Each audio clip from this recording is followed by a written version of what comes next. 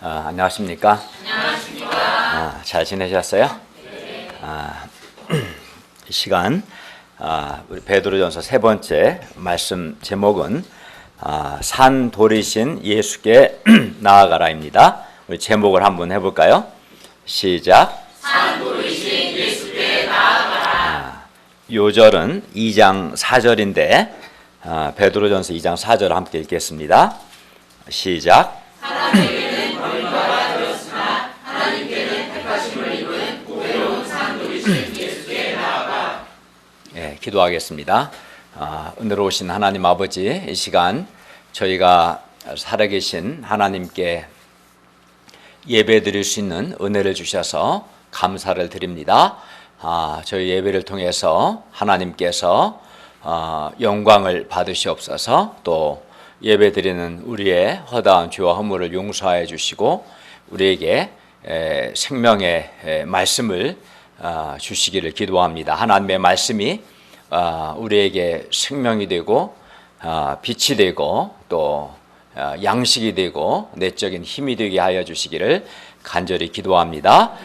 예수님의 이름으로 기도하였습니다. 아멘. 잘 안 돼요? 자, 우리 하예수 목사님이 지금 출산을 해서 실시간으로 영상통화로 말씀 듣도록 하기 위해서 이렇게 하고 있어요. 우리가 지난 시간에는 신년 수양회를 가졌고 그 전에 뭐 배웠죠? 우리가 그 전에 그죠? 그러니까 하나님의 긍휼, 하나님의 불쌍히 여기심으로 말미암아 우리가 거듭난 사람은 구원에 이르도록 자라기 위해서는 순전하고 신령한 저신 하나님의 말씀을 사모해야 한다라는 것을 배웠습니다.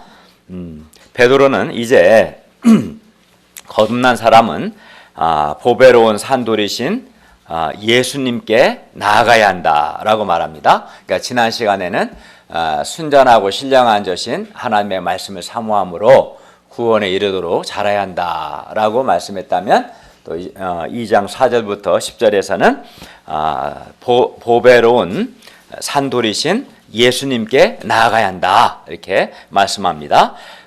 그러면 거듭난 사람은 예수 믿는 신자겠죠. 거듭난 사람이 왜 예수님께 나아가야 합니까? 우리가 왜 예수님께 나아가야 하는가? 또 거듭난 사람이 예수님께 나아갈 때 어떠한 은혜와 복을 누리게 되는가? 이 시간 배울 수 있기를 기도합니다. 제1장 보배로운 산돌 예수님 4절부터 8절 말씀입니다. 4절을 함께 읽겠습니다. 4절 시작. 사람에게는 버림받아 되었으나 하나님께는 택하심을 입은 보배로운 산 돌이신 예수께 나아가. 예수님은 태어나실 때부터 사람들에게 버림받아 구유에서 태어나셨고 또 그러니까 버림받은 거죠. 또 공생의 기간 동안에는 고향 사람들에게 버림받으셨습니다. 그러니까 고향에서 많은 이적을 행하셨지만 고향 사람들이 이제 목수 요셉의 아들이라는 그 인간적인 생각을 하고 그래서 예수님을 배척했어요. 그 다음에 또 예수님은 십자가에서 못 박히실 때 사랑하는 제자들에게까지 버림받았어요. 제자들이 이제 두려움 때문에 예수님을 버리고 도망가 버렸어요. 근데 이제 이렇게 내가 양육하고 또 사랑했던 그런 사람들로부터 버림받으면 되게 마음이 힘들죠. 근데 예수님은 사랑하는 제자들에게도 버림받으시고 또 예수님은 당시 종교 지도자들 또 백성들에게 버림을 받으셔서 예수님은 십자가에 못 박혀 죽으셨습니다. 그러니까 예수님은 귀신 들린 자들에게서 귀신을 쫓아내고 또 병든 자를 고치고 또 하나님의 말씀을 가르치시고 많은 사람들을 살리고 또 사랑하시고 선한 일을 많이 하셨어요. 그런데 그러면 이제 막 대접받고 그래야 하는데 실제 예수님은 그렇게 하셨음에도 불구하고 사람들에게는 주로 버림을 많이 받으셨어요. 그 버림받으심의 최고 절정은 십자가에 이제 못 박혀 죽으신 거죠. 그죠? 그래서 예수님의 삶을 보면 참 비참해 보이고, 이제 사람들에게 버림받아 십자가에 못 박혀 죽으셨기 때문에 다 끝난 것처럼 보입니다. 그러나 예수님의 생애는 사람들에게 버림받은 것으로 끝나지 않으셨습니다. 하나님은 사람들에게 버림받으신 예수님을 택하셔서 보배로운 산돌이 되게 하셨습니다. 그리하여 십자가에서 죽으신 예수님은 죽음으로 끝나지 않고 사흘 만에 부활하시고 승천하셔서 하늘에 오르시고 또 하나님 보좌 우편에 앉으신 승귀, 즉 존귀하게 되셨어요. 하나님은 예수님을 지극히 높여서 모든 이름 위에 뛰어난 이름을 주사 하늘에 있는 자들과 땅에 있는 자들과 땅 아래에 있는 자들로 모든 무릎을 예수의 이름에 꿇게 하시고 모든 입으로 예수 그리스도를 주라 시인하여 하나님 아버지께 영광을 돌리게 하셨습니다. 그러니까 하나님께서 사람들에게 버림받으신 예수님을 택하셔서 가장 높이시고 존귀하게 하셨다. 또 보배로운 산돌이 되게 하셨다 알 수 있습니다. 예수님은 이렇게 사람들에게는 버림받으셨으나 하나님께는 택하심을 입은 보배로운 산돌이 되셨습니다. 그러니까 사람들과의 관계와 하나님과의 관계가 대조적인 거죠. 그죠? 사람들에게는 별로 환영을 받지 못하시고 버림받으신 거죠. 배척을 받으시고, 그러나 하나님께는 도리어 택하심을 받으셨다 알 수 있습니다. 그리고 베드로가 예수님을 가리켜 오늘 본문이 뭐라고 그랬어요? 4절에 보배로운 산돌이다. 이게 산돌 잘 안 들었는데 영어로 표현하면 living stone이란 말이죠. 산돌이란 말이 뭐예요? 살아있는 돌이라고 표현한 것은 예수님 정말 돌이냐? 그건 아니겠죠. 이렇게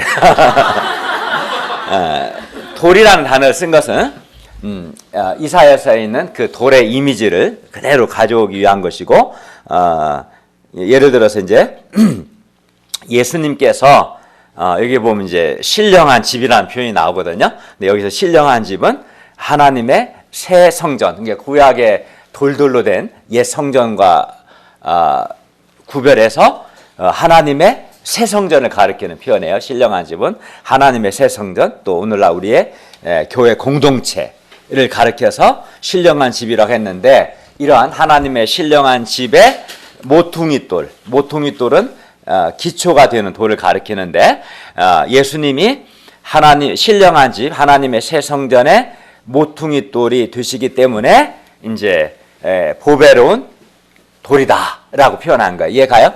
그러니까 예수님이 하나님의 새 성전, 또 교회 공동체의 모퉁이 돌, 즉 기준이 되신다라는 것을 강조하기 위해서 돌이라는 이미지를 사용한 것이고, 다음에 산돌이다. 산돌, 즉 살아있는 living stone이라고 말한 것은 베드로가 왜냐하면 예수님 안에 생명이 있고, 또 예수님은 예수님께 나오는 자들에게 생명을 주시기 때문입니다. 그러니까 예수님만이 산돌이신 거죠. 예수님만이 그 안에 여기서 말하는 생명은 우리 육체의 생명을 의미하는 게 아니라 영생을 의미하는 영생. 예수님 안에 생명, 영생이 있고, 예수님은 예수님께 나오는 자들에게 생명, 영생을 주시기 때문에 예수님은 산돌이시다, 리빙스톤이다 라고 말한 거예요. 그래서 오직 예수님 안에만 생명이 있고, 오직 예수님만 우리에게 생명, 즉 영생을 주실 수 있기 때문에 예수님은 산돌, 즉 리빙스톤, 살아있는 돌이 되십니다. 예수님 밖에 찾아보세요. 그 어디에도 생명이 없어요. 어디에도 생명이 없습니다. 오직 예수님 안에만 생명이 있고, 오직 예수님만 우리에게 생명, 영생을 주실 수 있기 때문에 예수님은 보배로운 리빙스톤, 산돌이 되십니다. 그리고 예수님은 이렇게 하나님의 새 성전의 모퉁이돌, 그러니까 신령한 집은 하나님의 새 성전을 가리키는데 이 새 성전의 모퉁이돌이 되시고 또 사람들에게 생명을 주시는 산돌이시기 때문에 참으로 보배로운 분이십니다. 그래서 보배로운 산돌이다라고 말했어요. 그런데 우리도 예수님을 따르고 예수님을 증거하는 삶을 살다 보면 우리도 사람들에게 배척을 받고 버림을 받을 수 있어요, 없어요? 있죠. 당연히 예수님을 배척하는 사람들은 예수님을 따르는 제자를 배척하는 것이 지극히 당연한 거예요, 사실. 그렇죠? 배척을 받지 않는 이유는 그가 예수님을 따르지 않기 때문에 그런 거예요. 예수님을 싫어하는 우리가 예수님을 따르고 정말 예수님을 증거하는 삶을 살다 보면 사람들에게 버림받고 또 예수님을 싫어하는 사람들이 많지. 불신자들 또 예수님을 싫어하는 자들의 뭐에 오르는 줄 알아요? 요즘 말하는 블랙리스트에 오르게 되는 거예요. 그렇죠. 그 가장 대표적인 예가 사도 바울이었어요. 사도 바울은 예수님을 배척하는 유대인들의 블랙리스트에 올라서 많은 유대인들이 막 바울을 죽이려고 원정까지 다녔고 돌로 치기도 하고 그래서 바울은 정말 예수님을 따른 것 때문에 사람들에게 배척을 많이 받고 또 버림도 받고 죽을 위험도 많이 받았던 거예요. 그리고 이렇게 사람들에게 배척을 당하고 또 버림받으면 기분이 좋아요, 나빠요? 기분 나쁘고 슬프죠. 아주 슬프죠. 사람에게 자꾸 버림을 받으면 마음이 힘들어져요. 또 자꾸 내가 존중을 받아야 자존감이 생기지. 사람에게 배척당하고 버림받다 보면 그나마 있었던 자존감이 자꾸 없어지게 돼요, 사람이. 그죠? 또 자기 존재가 무가치하게 느껴지고 비참해집니다. 그래서 이제 우리가 사람들을 돕다 보면 어렸을 때 부모님의 이혼으로 버림받거나 이런저런 이유로 자꾸 버림받은 사람들을 보면 그런 사람들에게는 자존감이 약해요. 그러니까 자꾸 버림을 받다 보면 사람이 마음이 힘들어지고 자존감이 사라지고 자기 존재에 대해서 귀하게 여기기보다도 무가치하게 여기는 또 비참한 생각이 드는 경향이 있어요. 근데 이제 예수님을 따르기 때문에 이제 버림받는 거거든요, 제자들은. 그래서 이제 이렇게 자꾸 버림받다 보면 내가 믿음으로 예수님을 믿는 믿음으로 사는 것에 대해서 또 예수님을 따르는 삶을 사는 것에 대해서 회의적인 생각이 들 수 있을까요, 없을까요? 있죠. 그러나 사람들에게 버림받는다고 버림받는다고 해서 배척당한다고 해서 우리 인생이 끝나는 것은 아닙니다. 왜냐하면 예수님께서도 사람에게는 버림받으셨지만 하나님께는 택하심을 입은 보배로운 산돌이 되셨기 때문입니다. 우리가 이 예수님을 생각하면 어떨까요? 우리가 비록 사람에게는 버림받으셨으나 하나님께는 택하심을 입은 보배로운 산돌이 되신 예수님을 생각하면 우리가 위로를 얻게 되고 또 용기와 힘을 얻게 될 것입니다. 뿐만 아닙니다. 9절을 보시면 우리 역시 비록 사람에게는 버림과 배척을 받을지라도 예수님처럼 하나님께 택하심을 입은 예수님처럼 우리도 택하심을 입은 하나님께 택하심을 입은 하나님의 뭐가 돼요? 택하신 족속이 됩니다. 그 점에서 우리 똑같은 거예요. 9절에 보면 너희는 택하신 족속이다 라고 했잖아요. 그죠? 그러니까 예수님이 사람들에게 버림받았지만 하나님께 택하심을 입은 것처럼 우리 역시 사람에게는 버림받을지라도 하나님께는 택하심을 받은 택하신 족속이 됩니다. 뿐만 아니라 우리가 보배로운 산돌이신 예수님께 나아갈 때 우리도 산돌같이 신령한 집으로 세워지고 하나님이 기쁘게 받으실 신령한 제사를 드릴 거룩한 제사장이 됩니다. 그러니까 산돌이 되어서 신령한 집으로 세워진다는 것과 하나님께서 기쁘게 받으실 신령한 제사를 드리는 거룩한 제사장이다. 이제 그 얘기를 5절에서 말씀하는데 5절을 함께 읽어볼까요? 5절 시작. 너희도 산돌같이 신령한 집으로 세워지고 예수 그리스도로 말미암아 하나님이 우리는 예수님이 보배로운 산돌이시다라는 걸 배웠어요.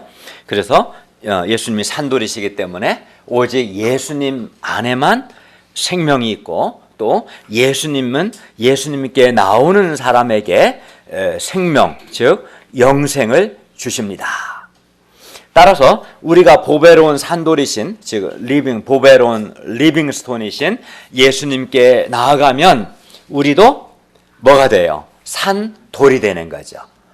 산돌이신 리빙스톤, 그 안에 생명이 있고 또 예수님께 나오는 자에게 생명을 주시기 때문에 우리도 예수님께 나아가면 생명을 얻어서 우리 자신이 산돌이 되고 또 신령한 집으로 우리 한 사람 한 사람이 세워집니다. 우리는 성경에 의하면 과거 허물과 죄로 인해서 하나님과 생명이신 하나님과 단절되고 분리됨으로써 죽은 돌들이었습니다. 물론 육체는 살았지만 영적으로 죽은 돌들, 하나님, 생명이신 하나님과 단절된 사람들, 분리된 사람들은 죽은 자들이에요. 죽은 자들. 그러니까 육체의 생명은 있지만 영원한 영생이 없으니까 죽은 자들, 즉 죽은 돌들이었어요. 즉 우리에게 뭐가 없었어요? 우리에게 하나님의 생명, 과거 허물과 죄로 죽었을 때 하나님의 생명, 영생이 없었어요. 영생이. 그러니까 생명에 대해서는 제가 이제 창세기 할 때 여러 번 말씀드렸잖아요. 여기서 이제 오늘 생명, 영생 같은 의미예요. 이런 것은 두 가지 의미가 있는 거죠. 존재론적으로 성경이 말하는 생명, 영생은 죽지 않는 걸 말하는 거예요. 죽지 않고, 그러니까 영원히 죽지 않는 거죠. 죽지 않고 장차 죽음으로 끝나지 않고 영광스러운 몸으로 다시 영원히 사는 것. 그게 이제 성경이 말하는 생명, 영생이고, 또 하나는 하나님과 교제하는 삶, 하나님에게 참여하는 삶. 그러니까 하나님을 말할 때는 하나님은 사람과 달리 영원하고 무한하고 불변하신 분인데 하나님의 영원하고 무한하고 불변하신 사랑, 하나님의 영원하고 무한하고 불변하신 긍휼, 하나님의 영원하고 무한하고 불변하신 진리, 또 그의 선하심, 그의 신실하심에 우리가 참여할 때 우리 인간은 말할 수 없는 만족과 기쁨을 누리게 되는 거예요. 그게 이제 영생. 그러니까 성경이 말하는 그 생명, 영생 이 두 가지 의미가 포함돼요. 근데 과거 우리는 이런 영생 생명이 있었어요, 없었어요? 없었어요. 그걸 뭐라고 그래요? 죽은 돌들이다. 그런 점, 육체는 살았지만 영적으로 죽은 돌들. 왜? 그에게 하나님의 생명, 영생이 없었어요. 그래서 영생을 누리는 사람은 결핍이 없어요. 말할 수 없는 기쁨이 있는 거예요. 하나님의 되게 참여, 하나님과 교제하는 가운데. 근데 영생이 없는 사람은 이제 뭘 느껴요? 결핍을 느껴요. 결핍을. 그 결핍을 채워야 돼, 사람이. 어떻게 채우려고 그래요? 쾌락을 통해서 채우려고 하고, 사람의 인정을 통해서 채우려고 하고, 사회적인 업적을 통해서 자꾸 채우려고 하는 거예요. 그러면서 범죄하게 되는 거예요. 그러니까 결핍 때문에 자꾸 범죄하게 되는 거죠. 결핍을 느끼는 것은 그 사람 안에 영생이 없기 때문에 그래요. 그런데 우리는 과거 하나님과 허물과 죄로 죽음을 통해서 하나님과 관계가 단절되고 분리된 삶을 살았기 때문에 우리 안에 생명, 영생이 없는 죽은 돌들이었어요. 그래서 하나님의 생명이 없는 사람들은 비록 육체는 살았으나 죽은 돌들입니다. 그러나 보배로운 산돌이신 예수님께 나아가면 어떻게 돼요? 예수님께 나아간다. 4절에서는 예수님께 나아간다고 그랬고 7절에서는 예수님을 믿으면 이라고 되어 있고 8절에서는 하나님의 말씀을 순종하는, 이렇게 다 같은 의미예요. 베드로전서 2장에서 내가 예수님께 나아간다는 것은 예수님을 믿는 것이고 하나님의 말씀을 순종하는 거예요. 이게 분리될 수 없어요.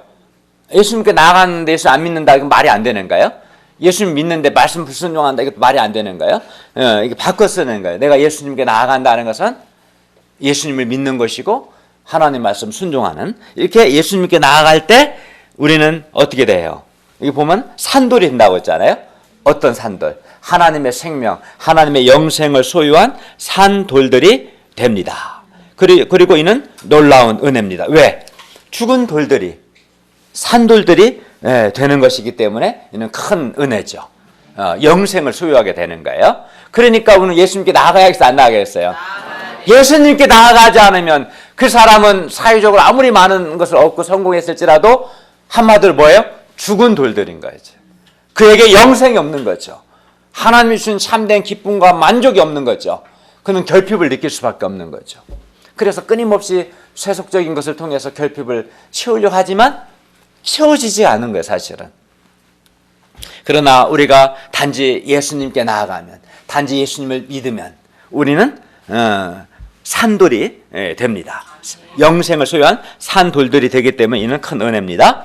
다음으로 우리가 예수님께 나아가면 산돌이 될 뿐만 아니라 우리는 신령한 집으로 세워집니다. 여기서 신령한 집은 아까 잠깐 말씀드린 것처럼 신령한이란 말은 성령님의 영향 아래에 있는, 성령님의 능력 아래에 있는 하나님의 새 성전, 또는 오늘날 우리 교회 공동체를 가리키는 표현이에요. 신령한 집은 하나님의 성령의 능력 아래에 있는 하나님의 새 성, 구약의 성전은 이제 막 정말 돌로 지어졌는데 하나님의 새 성전은 돌이 아니라 사람들로 구성된 거지. 왜? 교회 공동체니까. 이 건물이 아니라 우리 자신이 한 사람 한 사람이 산 돌이고 우리의 공동체가 신령한 집인 거죠. 그죠? 예. 그래서 예수님께 나아갈 때 첫째는 죽은 돌들이 하나님의 생명, 영생을 소유한 산 돌들이 되고, 둘째는 하나님의 새 성전, 교회 공동체의 멤버가 되어서 신령한 집으로 세워집니다. 그러나 신약 시대는 구약 시대 성전은 죽은 돌들로 세워졌어요. 그러나 신약 시대는 보배로운 산돌이신 예수님 자신이 새 성전, 하나님의 새 성전의 기초돌이 되시고 우리 믿는 자들은 산돌들이 되어서 신령한 집, 곧 하나님의 새 성전, 교회 공동체로 세워집니다. 그리고 이 신령한 집, 즉 다르게 표현하면 하나님의 새 성전, 구약 성전과 다른 새 성전, 또는 이 교회 공동체가 이제 세워지면 이 교회 공동체는 뭐로 세워져요? 산돌들, 하나님의 영생을 소유한 우리들로 세워지는 거겠죠. 이 새 성전이 세워지면 많은 사람들이 도움을 받기 위해서 이 신령한 집으로 나옵니다. 여러분 지금 신령한 집으로 나와서 우리 예배드리고 있죠. 왜 나옵니까? 왜냐하면 이 신령한 집, 교회 공동체에는 세상과 달리 이 신령한 집에만, 이 하나님의 새 성전에만, 이 교회 공동체에만 하나님이 계시고 또 하나님의 말씀이 있고 또 하나님의 은혜와 사랑과 긍휼이 있기 때문입니다. 우리의 인간적인 조건이나 우리의 개인적인 능력과 관계없이 우리가 보배로운 산돌이신 예수님을 믿고 예수님께 나아갈 때 우리는 리빙스톤들, 즉 산돌들이 되고 또 하나님이 거하시는 신령한 집으로 세워지는 것을 감사합니다. 그렇기 때문에 우리가 어떻게 합니까? 보배로운 산돌 되시는 예수님께 나아가고 예수님을 믿고 하나님의 말씀을 순종할 수 있기를 바랍니다. 그런 사람들이 산돌이 되는 거예요. 그런 사람들이. 5절 하반절을 볼까요? 예수 그리스도로 말미암아 하나님이 기쁘게 받으실 신령한 제사를 드릴 거룩한 제사장이 될지라. 우리가 예수님께 나아갈 때 우리는 또 예수 그리스도로 말미암아 하나님께서 기쁘게 받으실 신령한 제사를 드릴 거룩한 제사장이 됩니다. 이게 좀 말이 어렵죠. 한마디로 예수님께 나아가면 거룩한 제사장이 되는데 예수 그리스도를 통해서 거룩한 제사장이 되는데 이 거룩한 제사장은 구약의 제사장과 다르게 신령한 제사를 드리는 사람이에요. 신령한 제사가 뭐냐? 하나님이 기쁘게 받으실 신령한 제사를 드리는 거룩한 제사장이 됩니다. 봅시다. 구약에서 제사장은 거룩하신 하나님과 범죄한 인간 사이에 중보 역할을 감당하는 사람이었어요. 그러니까 거룩하신 하나님과 범죄한 인간 사이에서 중보자라는 것은 서로 관계를 회복시키는, 관계를 화해시키는 존재가 중보자예요. 중보자. 그 역할을 했어요. 제사장이. 구약에서 그래서 제사장은 이제 근데 왜 하나님과 인간의 관계가 파괴되고 단절되고 왜 불화하게 됐어요? 인간의 죄 때문에 그런 거죠. 그러니까 이 죄 문제를 해결해야만이 하나님과 관계가 회복이 가능하겠죠. 그죠? 그래서 제사장은 백성들의 죄 용서, 즉 속죄를 위해서 양이나 소 등으로 하나님께 제사를 드렸던 거예요. 그리고 또 제사장은 백성들에게 하나님의 말씀을 가르쳤어요. 이게 이제 구약의 제사장이 한 일이죠. 하나님과 범죄한 인간 사이의 관계를 회복시키기 위해서, 화해시키기 위해서, 백성들의 죄 문제 해결을 위해서 제사 드리는 일을 하고 말씀 가르치는 일을 한 거예요. 그리고 제사장은 이렇게 하나님과 백성 사이에서 중보자가 되어 백성의 속죄 사역을 감당하고 또한 백성들에게 하나님의 말씀을 가르쳤기 때문에 구약에서 가장 영화로운 직분이 바로 제사장 직분이었어요. 왕의 직분보다 제사장의 직분이 가장 영화로운 직분이었어요. 왜? 가장 영화로운, 가장 중요한 일을 하기 때문에 그 직분이 중요한 직분이고 영화로운 직분이죠. 바로 제사장분이 그런 거죠. 그런데 이 제사장이 되는 건 영화로운 일이죠. 그러나 제사장이 되고 싶다고 해서 아무나 제사장이 될 수 있는 것은 아니고 오직 아론의 자손만 제사장이 될 수 있었어요. 그러나 예수님께서 우리 죄를 위해서 양이나 소가 아닌 예수님 자신의 몸을 십자가에서 단번에 하나님께 제물로 드리심으로, 그러니까 구약에서는 뭘 제물로 드렸어요? 양이나 소 같은 염소나 그걸 드렸다면 예수님이 자기 자신을, 자기 몸을 제물로 하나님께 드리심으로 속죄 사역, 우리 죄 용서 사역을 완성하셨습니다. 이건 우리가 어디서 많이 배웠어요? 히브리서에서. 잊어버린 분은 히브리서 강의를 다시 읽어보세요. 그래서 예수님은 예수님 자신이 이제 두 가지 일을 한 거예요. 예수님 자신이 우리의 대제사장이 되신 거예요. 그리고 예수님 자신이 양이나 소가 아닌 자기 몸을 제물로 드리신 거예요. 우리의 뭘 위해서? 우리의 속죄를 위해서, 죄 용서를 위해서 하신 거죠. 그래야 이제는 구약시대의 제사장이나 또는 양과 소를 드리는 제사가 필요해요, 안 필요해요? 필요 없게 된 거죠. 그거는 우리 속죄를 위해서 필요했는데 예수님 자신이 대제사장이 되셔서 자기 몸을 하나님께 십자가에서 드리심으로 속죄 사역을 완성하셨기 때문에 더 이상 구약시대의 그런 제사장이나 구약시대의 제사는 필요 없게 됐어요. 이제 누구든지 예수님을 믿는 사람은 어떻게 됩니까? 죄를 용서받습니다. 예수님을 믿는 사람은 죄 용서받고 하나님과 관계를 회복합니다. 뿐만 아니라 예수님 믿는 그 사람이 이제는 거룩한 제사장이 됩니다. 나와 있잖아. 거룩한 제사장이 된다. 이제 우리 믿는 사람은 예수 그리스도로 말미암아 다 믿는 사람은 다 거룩한 제사장들입니다. 거룩한 제사장들인 거예요. 우리 자신은.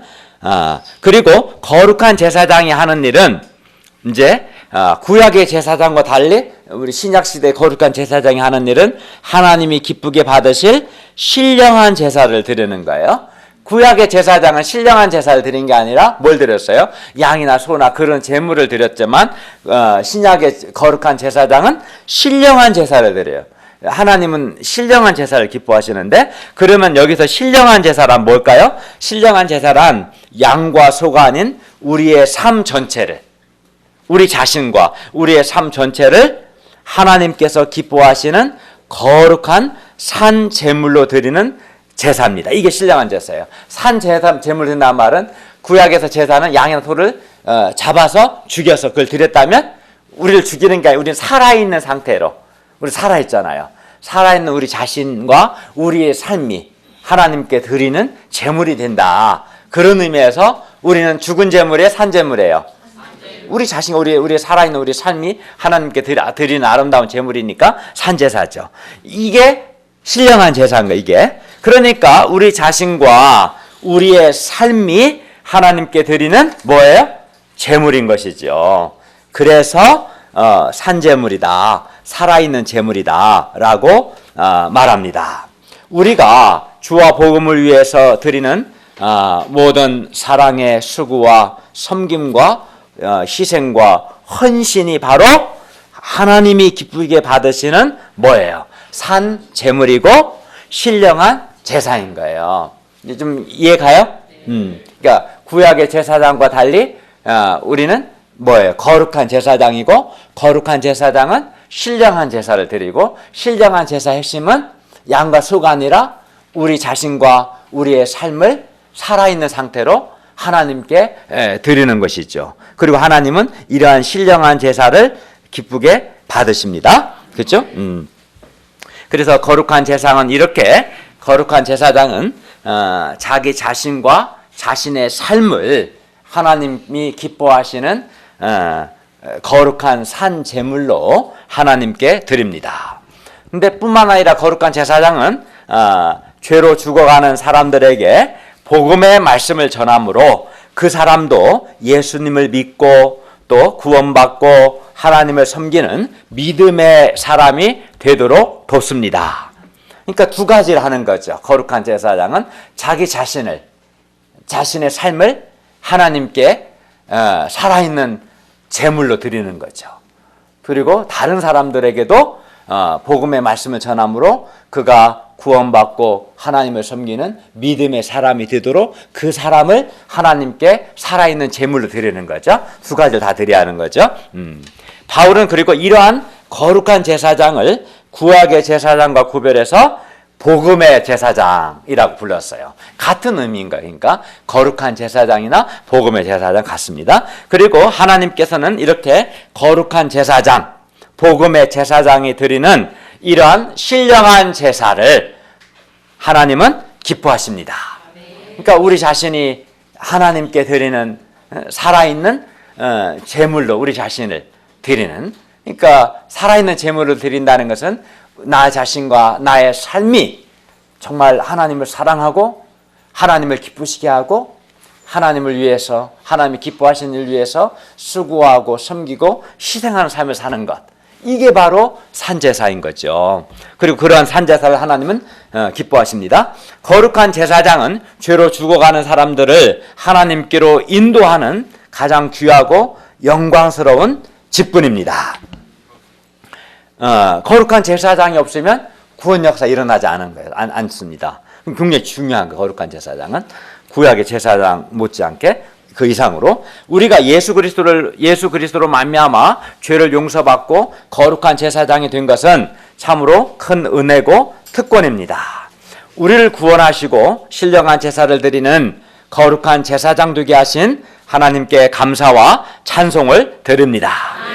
우리가 거룩한 제사장, 복음의 제사장 직분을 감사함으로 충성스럽게 감당할 수 있기를 기도합니다. 우리가 제사장의, 거룩한 제사장의 직분을 잘 감당하면 감당할수록 하나님께서 기뻐하시게 되고 또 많은 사람들이 구원받는 역사가 일어날 것입니다. 왜냐하면 거룩한 제사장은 예수 그리스도의 복음의 말씀을 사람들에게 가르치고 그가 예수 믿고 하나님을 섬기는 하나님의 사람이 되도록 돕는 그 일을 하기 때문에 그렇습니다. 6절을 함께 읽겠습니다. 6절 시작. 성경에 기록되었으되 보라 내가 택한 보배로운 모퉁이 돌을 시온에 놓으니 그를 믿는 자는 부끄러움을 당하지 아니하리라 하였으니. 예수님은 하나님이 택하신 보배로운 모퉁이 돌이 되십니다. 모퉁이 돌은 이제 가옥의 두 벽을 연결시키는 돌로서 당시 유대인들은 모퉁이 돌을 기초와 기준으로 해서 돌들을 이어나가고 쌓아 올림으로 건물을 지어갔습니다. 이게 무슨 말이냐면 이게 바로 이게 모퉁이 돌이라고 한다면 이 모퉁이 돌을 기초로 해서 이쪽으로 벽을 쌓고 이렇게 벽을 쌓는 거예요. 그러니까 이 모퉁이 두 벽이 세워지겠죠. 그리고 또 다시 벽을 세우고 또 이렇게 지붕을 만들겠죠. 그래서 이 모퉁이 돌은 유대식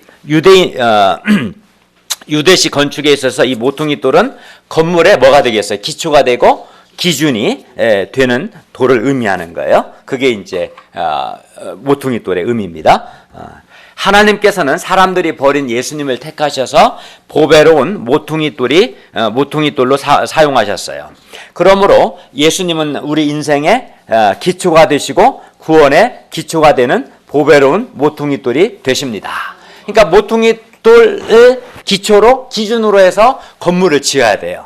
모퉁이 돌을 포기하면 건물이 지어질 수가 없는 거예요. 그죠? 근데 예수님이 우리의 모퉁이 돌이 된다는 것은 예수님이라는 분 위에 내 인생의 집을 짓고 구원의 집을 지어가라. 그런 의미인 거예요. 그리하여 보배로운 모퉁이 돌 되시는 예수님을 믿는 자는 결코 뭐라고 그랬어요? 6절에 부끄러움을 당하지 않습니다. 여기서 부끄러움을 당하지 않는다는 말은 좀 쪽팔리다. 뭐 그런 말이 쪽팔리지 않는다. 그런 말이 아니라 여기서 부끄러움을 당하지 않는다는 말은 두려움과 공포로 인해서 당황하지 않는다. 그러니까 두려움과 공포를 경험하지 않는다. 그런 의미예요. 더 나아가서 장차 올 최후의 심판의 때에 부끄러움을 당하지 않는다는 말은 최후 심판의 때 그 사람은 심판을 받지 않고 구원받는 것을 의미합니다. 그러니까 부끄러움을 당한다는 말은 뭐겠어요? 심판의 때 심판을 받음으로 두려움과 큰 공포에 빠지게 될 것이다. 그런 의미예요. 그러나 예수님을 믿는 사람은 부끄러움을 당하지 않습니다. 우리가 지금은 예수님을 믿는 것이 얼마나 큰 복인지 어떤 사람은 잘 실감이 나지 않을 수도 있어요. 그러나 최후 심판의 날에는 우리 주 예수님이 재림하시고 최후의 심판의 때에는 어떤 일이 생기냐면 오직 예수님을 믿는 사람만 부끄러움을 당하지 않기 때문에 예수님을 믿는 것이 최고의 복이라는 것을 그때는 실감하게 될 겁니다. 그 기준이 예수님이거든요. 예수님을 믿으면 부끄러움을 당하지 않고, 그러니까 최후의 심판을 받지 않고 구원을 받는 거고, 예수님을 믿지 않으면 이제 심판을 받는 거예요. 불못에 던져지는 거예요. 그렇기 때문에 예수님을 믿는 것이 아주 중요하고 큰 복이구나. 그걸 깨닫게 된다는 거죠. 우리가 예수님을 믿고 예수님을 우리 인생의 모퉁이 돌로 삼을 때 우리 인생은 견고하게 될 것입니다. 그리고 심판의 날에도 결코 부끄러움을 당하지 않게 될 것입니다. 근데 예수님이 아닌 사람들이 이제 다른 것을 모퉁이 돌로 삼으려고 그래요. 돈을, 권력을, 그런 것을 또 사람 인정을, 그런 것을 기초로 인생의 집을 지려온 사람은 뭐겠어요? 나중에 이제 실망하게 되고 상처받게 되고 무엇보다 그 인생은 무너져 버리는 거예요. 그리고 부끄러움을 당하게 돼요. 그러니까 우리는 예수님을 우리 인생과 구원의 모퉁이돌로 삼아야 합니다. 7, 8절은 모퉁이돌 되시는 예수님께 대해서 항상 믿는 자와 믿지 않는 자가 있음을 가르쳐 줍니다. 예수님에 대해서 항상 두 가지 반응이 일어나요. 항상.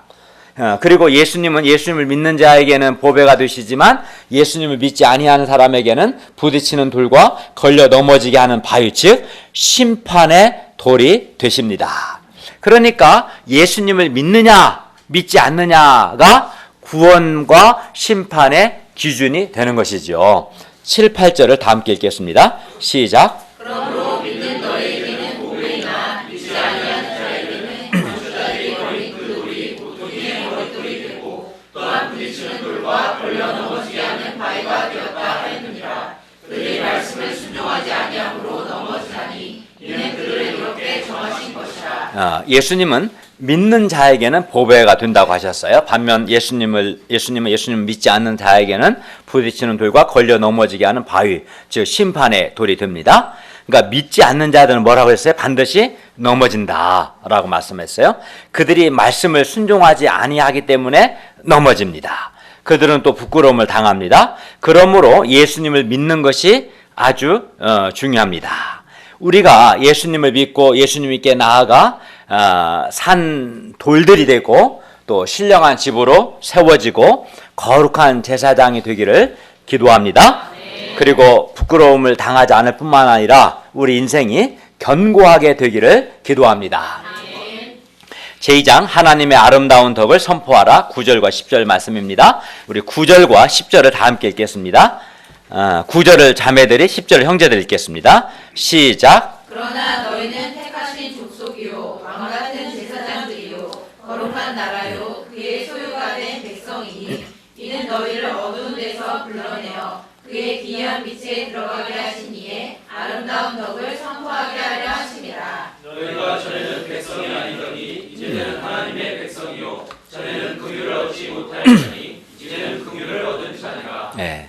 첫째, 예수님을 믿는 우리는 택하신 족속입니다. 택하신 족속은 하나님의 선택을 받은 사람들이라는 뜻입니다.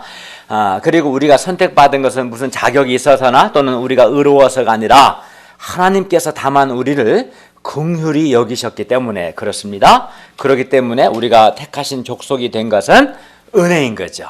하나님이 우리가 자격이 있어서가 아니라 다만 긍휼히 여기셔서 우리를 택하셨기 때문에 은혜입니다. 그리고 택하신 족속은 하나님의 택함 받았기 때문에 하나님의 특별한 관심과 특별한 사랑과 보호의 대상이 됩니다. 또 내가 하나님의 택하신 족속이기 때문에 우리는 하나님께 복을 받습니다. 더 나아가서 하나님의 복을 나눠주는 복의 통로가 됩니다. 그러므로 우리가 하나님의 택하신 족속이 된 것은 아주 놀라운 은혜인 것입니다. 우리가 예수님을 믿고 예수님을 증거하는 삶을 살기 때문에 사람에게는 왕따를 당하거나 버림받을 수 있습니다. 그래서 불쌍히 보일 수 있습니다. 그러나 예수님을 믿는 우리는 하나님의 택하신 족속이다. 나는 하나님의 택하신 족속이다 라는 것을 기억하고 도리어 크게 감사할 수 있기를 기도합니다. 둘째, 예수님을 믿는 우리는 왕같은 제사장들입니다. 여기서 왕같은 제사장이라는 것은 제사장들의 나라 또는 제사장 공동체를 가리켜요. 또는 왕이신 하나님께 속한 제사장들이란 뜻입니다. 그러니까 제사장이라는 거 한마디로 왕이신 하나님께 속한 제사장들 또는 제사장들 공동체 이런 의미입니다.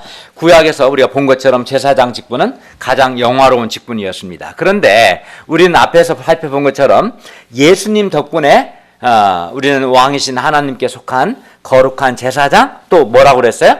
복음의 제사장이 되었습니다.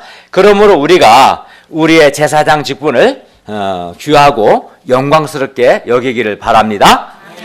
그리고 사람들에게 예수 그리스도의 복음을 전함으로 사람들의 죄를 용서받고 하나님과 관계를 회복하도록 돕는 복음의 제사장 직분을 충성스럽게 감당할 수 있기를 기도합니다. 그러니까 우리가 제사장이니까 거룩한 제사장, 복음의 제사장, 왕같은 제사장이기 때문에 우리는 제사장의 직분을 감당해야 합니다. 셋째는 예수님을 믿는 우리는 거룩한 나라요 그의 소유된 백성입니다. 그러므로 하나님의 백성은 거룩해야 합니다. 거룩이란 말은 구별되다는 뜻이죠. 그리고 우리가 거룩할 때 거룩한 사람만이 생명력이 있고 또 선한 영향을 끼칠 수 있습니다. 우리 믿는 사람들이 물질이나 정욕이나 쾌락을 추구하는 이 세상과 구별되지 않으면 우리는 그러니까 한마디 거룩하지 않으면 생명력도 없고 세상에 선한 영향력을 끼칠 수도 없어요. 오히려 비난을 받을 겁니다. 그런 사람들이 있죠.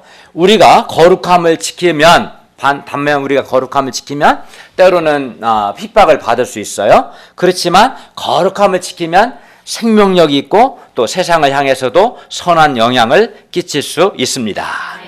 다음으로 우리는 하나님의 소유된 백성입니다. 과거 우리는 하나님의 소유가 아니라 사탄의 소유였어요. 그러나 이제는 하나님의 소유가 된 백성입니다. 왜냐하면 하나님께서 독생자 예수 그리스도의 피로 우리를 사셨기 때문입니다. 하나님께서 하나님의 소유된 백성들을 귀하게 여기시고 사랑하시고 보호하시고 인도하시고 책임지십니다. 그러니까 물론 우리 이제 최근에 서준이나 지은이가 태어났는데 이제 우리 자녀는 뭐 내 소유다 하긴 그러겠죠. 하나님이 맡기셨다 생각해야겠지만 그러나 이제 자기 소유로 생각하면 어때? 부모가 굉장히 귀하게 여기지 않겠어요? 그것처럼 내가 하나님의 소유된 백성이다. 그래서 사실 우리는 그냥 당연하게 생각하는데 그렇지 않아요.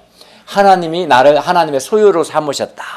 이걸 정말 생각하면 그렇기 때문에 하나님은 나를 굉장히 특별히 귀하게 여기시고 사랑하시고 보호하시는 거예요. 왜? 하나님의 소유된 백성이니까, 택하신 족속이니까. 그러므로 우리는 아무것도 두려워하거나 염려할 필요가 없습니다.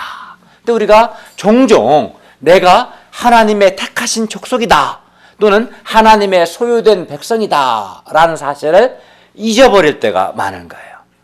그걸 잊어버리면 어떤 문제가 생기냐면 내가 하나님께 얼마나 소중한 존재인가, 하나님이 나를 얼마나 끔찍이 사랑하시고 보호하시고 아끼시는가, 그 사실도 잊어버리게 되는 거예요. 그걸 잊어버리면 안 되는 거죠. 그렇죠? 우리가 자식을 키우다 보면 똑같은 거죠. 그 자식은 그 부모한테는 굉장히 소중한 존재일 거예요. 누가 됐든 간에. 그것처럼 내가 하나님의 소유가 된 백성이기 때문에 우리는 하나님께 굉장히 귀한 존재들입니다. 그렇기 때문에 우리가 이걸 믿을 때 우리는 아무것도 두려워하거나 염려할 필요가 없습니다. 하나님을 믿고 모든 것을 하나님께 맡기고 하나님의 도우심과 인도하심을 받으면 됩니다. 우리가 하나님의 내가 소유된 백성이라는 것을 굳게 확신하고 위로를 얻을 수 있기를 바랍니다. 이걸 정말 마음으로 믿기를 바랍니다. 나는 하나님의 소유된 백성이다. 하나님이 택하신 내가 족속이다. 이 사실을 마음으로 깊이 받아들일 때 우리는 나를 향한 하나님의 사랑을 또 보호하심과 하나님의 도우심을 확신할 수 있을 겁니다. 10절 읽겠습니다. 시작. 너희가 전에는 백성이 아니더니 이제는 하나님의 백성이요 전에는 긍휼을 얻지 못하였더니 이제는 긍휼을 얻으시느니라. 우리가 예수님을 믿기 전에는 하나님의 백성이 아니었지만 이제는 하나님의 백성임을 배웠습니다. 그리고 우리가 예수님을 믿기 전에는 하나님의 긍휼을 얻지 못했지만 이제는 하나님의 긍휼을 얻은 자가 되었습니다. 그러니까 예수님 덕분에 우리는 하나님의 긍휼을 얻게 된 것이고 굉장히 감사한 거죠. 하나님의 우리가 인생을 살 때 참 부족하죠. 부족한데 하나님의 긍휼을 얻고 하나님의 긍휼로 살아가는 삶은 참으로 은혜롭고 행복합니다. 내가 부족하지만 하나님이 나를 긍휼히 여기시는 거예요. 불쌍히 여기시고 그래서 도와주시는 거예요. 그래서 하나님의 긍휼을 얻고 하나님의 긍휼로 살아가는 삶은 행복한 거죠. 근데 우리는 예수님 때문에 예수님 덕분에 하나님의 자녀가 되었고 하나님의 긍휼을 받는 긍휼로 살아가는 사람들이 되었습니다. 그러면 이제 결론이에요. 그러면 하나님께서 우리를 이렇게 택하신 족속이요 왕 같은 제사장들이요 또 거룩한 나라요 그의 소유된 백성이 되게 하신 목적이 무엇입니까? 그냥 목적 그냥 나 혼자만 잘 먹고 잘 살라고 그랬을까? 그렇지 않아요. 분명한 목적이 있어요. 하나님은 목적 없이 행동하지 않습니다. 항상 하나님은 어떤 목적 가운데 행동하시는데 그 목적이 뭐겠어요? 그 목적은 뭐냐면 우리가 하나님의 아름다운 덕을 선포하도록 하기 위해서입니다. 우리가 하나님의 아름다운 덕을 선포하도록 하기 위해서 우리를 하나님께서 택하신 족속, 왕같은 제사장, 또 하나님의 소유된 백성으로 삼으신 겁니다. 9절 하반절을 보시면 다시 이는 너희를 어두운 데서 불러내어 그의 기이한 빛에 들어가게 하신 이의 아름다운 덕을 선포하게 하려 하심이라 했습니다. 하나님은 우리를 어디서 불러내셨어요? 어두운 데서 불러내서 뭐에 들어가게 하셨어요? 그의 기이한 빛. 그러니까 기이하다면 놀라운 일, 그의 놀라운 빛에 들어가게 하셨는데 우리는 이 하나님의 아름다운 덕이란 말은 이 하나님의 탁월하심이라는 말인데 이 하나님의 탁월하심을 선포해야 합니다. 과거 우리는 어두운 데서 살았어요. 즉 과거 우리는 음란, 정욕, 술 취함, 방탕, 향락, 또 교만, 여러 가지 부정부패, 여러 이기심, 또 무법한 우상숭배 등을 행했습니다. 이외에도 많은 어두운 일을 행했어요. 한마디로 우리는 어두운 데 있었어요. 과거에. 우리는 또 과거 요한복음에 나온 사마리아 여인과 같이 항상 목마름이 있었어요. 그러니까 이 여인이 목마른 것은 왜 목마랐다고 해서 아까 결핍 때문에. 결핍은 목마름으로 나타나요. 사람 결핍을 느끼는 거죠. 그래서 그 결핍을 남자의 사랑을 통해서 이 여자 막 채우려고 했잖아요. 결핍을 느낀 거예요. 결핍은 목마름이죠. 근데 이 여자 왜 결핍해요? 하나님과 단절됐기 때문에. 그래서 영생이 없기 때문에, 생명이 없기 때문에 결핍을 느끼기 때문에 자꾸 목마름을 느끼고 사람을 통해서 채우려고 했었죠. 또 거라사인과 같이 사탄의 통치를 받으며 살았고, 과거 우리가 어두운 데 있을 때, 또는 세리와 같이 이기적인 삶을 살았습니다. 또는 38년 된 병자와 같이 여러 상황을 불평하고 원망하고 또는 무기력하게 살았고, 또는 우리는 열등감, 또 막 사람들과 비교하는 비교의식, 시기심 가운데 살았습니다. 또 뿐만 아니죠. 우리는 죄와 죄의식, 심판의 두려움 가운데 살았어요. 그리고 이 모든 것이 빛입니까? 어둠입니까? 어둠이죠. 과거 우리는 이런 어두운 가운데 살았어요. 김남호 형제님도 그렇죠? 빛 가운데 살았다가 어둠으로 나왔어요? 아니면 어두운 데서 있다가 빛으로 나왔어요? 어두운 데 있다 빛으로 나왔잖아요. 그죠? 우리는 다 어두운 데 있었어요. 그런데 하나님께서 이러한 우리를 긍휼히 여기셔서 예수 그리스도로 말미암아 하나님의 기이한, 즉 놀라운 빛에 들어가게 하셨어요. 그래서 이게 나오잖아. 10절에 뭐라고 됐어요? 9절에 그죠? 너희를 어두운 데서 불러내어서 그의 기이한 빛에 들어가게 하셨다. 이렇게 나와 있잖아요. 기이한 빛, 즉 기이하단 말은 놀라운 빛이란 말인데, 그러면 하나님의 기이한 빛에 들어가게 하셨다라고 해서 우리를, 그럼 하나님의 기이한 빛이 뭡니까? 무엇이 하나님의 그 기이한 빛, 놀라운 빛일까요? 기이한 빛에 우리가 들어왔다고 했는데, 우리가 죄를 용서받고 하나님, 살아계신 하나님, 창조주 하나님과 관계를 회복하며 그 하나님과 관계 속에서 영생의 기쁨을 누리는 것, 하늘의 평화, 마음의 참 평화와 행복을 누리는 것, 바로 그것이 기이한 빛인 거죠. 놀라운 빛이죠. 세상 어디서도 찾을 수 없는 빛이죠. 이런 빛이 어디 있어, 세상에? 이건 정말 빛인 거죠. 놀라운 빛인 거예요. 뿐만 아니죠. 우리가 아주 어려운 형편 가운데서도, 사람이 어려운 형편에 있으면 막 원망하고 불평하고 막 그러잖아요. 그런데 그런 가운데서도 원망이나 불평하지 않고 감사하는 삶을 살 수 있다면 그것이 바로 기이한 빛인 거예요. 세상에서는 이런 빛이 없거든요.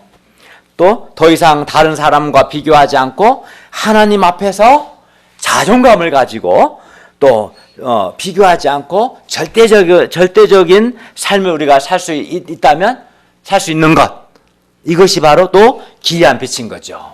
비교의식, 열등감, 교만, 시기심 가운데 살지 않고 이제는 사랑하고 섬기는 삶을 사는 것, 이게 바로 하나님의 기이한 빛, 놀라운 빛입니다. 또 정욕과 쾌락에 노예된 삶을 살지 않고 순결하고 거룩한 삶을 사는 것이 바로 기이한 빛입니다. 근데 하나님이 우리를 어두운 데서 불러내서 이러한 기이한 빛에 들어가게 하시고 기이한 빛을 경험하게 하신 거예요. 그러니 우리가 하나님의 이 아름다운 덕을 당연히 선포해야겠죠. 하나님은, 우리는 과거 하나님의 과거에는 우리가 하나님의 이러한 기이한 빛이 있다는 것도 모르고 다만 어두운 가운데 살았어요. 그런데 하나님은 우리를 그런 어두운 데서 불러내서 이러한 하나님의 기이한 빛에 들어가게 하셨어요. 정말 놀라운 빛이죠.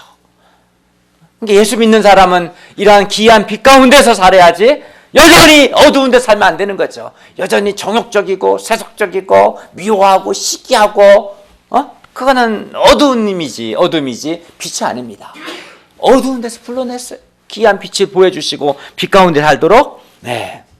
그러므로 우리는 이제 우리를 기이한 빛에 들어가게 하신 하나님의 이 아름다운 덕을 선포해야 합니다. 특별히 죄와 더러움과 죽음이라는 이 어둠 가운데 있던 사람들을 그의 기이한 빛에 들어가게 하신, 그러니까 죄 용서, 하나님의 생명, 또 순결함, 거룩함이라는 그 빛에 들어가게 하신 아름다운 덕이 뭐겠어요? 이게 다른 말로 표현하면 하나님의 놀라운 구원의 능력이죠. 하나님의 사랑이죠. 하나님의 긍휼이죠. 이것들을 선포해야 합니다. 그러니까 여기서 아름다운 덕은 하나님의 놀라운 구원의 능력이에요. 사람을 구원하고 변화시키는 하나님의 구원의 능력, 한 영혼을 향한 하나님의 놀라운 사랑, 긍휼, 선하심, 이게 아름다운 덕이죠. 이것을 선포해야 합니다. 그런데 오늘날 안타깝게도 많은 사람들이 이러한 하나님의 기이한 빛, 놀라운 빛을 잘 몰라요. 또 하나님의 아름다운 덕, 하나님의 구원의 능력과 하나님의 긍휼과 사랑을 몰라요. 잘 몰라요. 하나님의 기이한 빛과 구원의 능력과 사랑과 긍휼과 은혜를 잘 모르고 도리어 하나님에 대해서 오해하는 사람들이 많아요. 하나님이 내 것을 뺏어가는 것처럼, 하나님은 막 폭압적인 분인 것처럼 자꾸 하나님에 대해서 오해해요. 진짜 하나님은 우리를 어두운 데서 불러내서 기이한 빛에 들어가게 하시는 하나님이신데 그걸 모르고 오해하는 사람들이 있어요. 우리는 이러한 사람들에게 뭐 해야 돼요? 성경을 가르치고 또 우리가 받은 구원의 은혜를 증거함으로 하나님의 아름다운 덕을 선포해야 합니다. 우리가 힘써 말씀을 가르침으로 하나님의 아름다운 덕을 선포할 때 하나님의 기이한 빛에 들어가는 구원의 역사가 왕성하게 일어나게 될 겁니다. 그리고 하나님께서 영광을 받으십니다. 우리 또한 기쁨과 보람이 있고 우리 내면이 더욱 밝아지고 힘이 있게 됩니다. 성장하고 열매도 맺게 됩니다. 그리고 이렇게 사는 것이 바로 오늘 본문에서 말하는 거룩한 제사장, 왕같은 제사장, 복음의 제사장의 삶입니다. 그러므로 우리가 힘써 우리가 받은 구원의 은혜를 증거하고 말씀을 가르침으로 우리를 어두운 데서 불러내서 그의 기이한 빛에 들어가게 하신 하나님의 구원의 능력과 하나님의 사랑과 긍휼을 증거할 수 있기를 기도합니다. 결론입니다. 우리가 왜 보배로운 산돌이신 예수님께 나아가야 한다고 했습니까?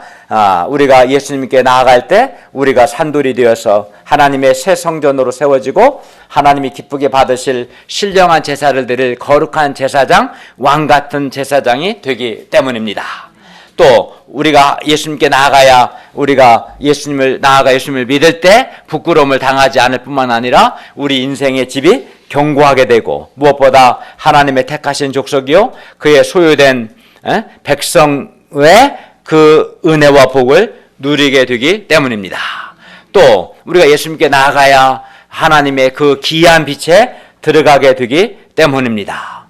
그러므로 우리가 예수님을 믿고 예수님께 나아가서 우리 자신이 먼저 이러한 은혜와 복을 풍성히 누려야 합니다. 어떤 은혜? 산돌이 되는 은혜, 신령한 집으로 세워지는 은혜, 거룩한 제사장의 은혜, 그의 기이한 빛에 들어가는 그 은혜와 복, 또 택하신 족속이요 소유된 백성의 그 은혜와 복을 내 자신이 풍성하게 누려야 돼요. 그게 신자죠. 그걸 누리지 못하면 그 신자가 아닌 거예요.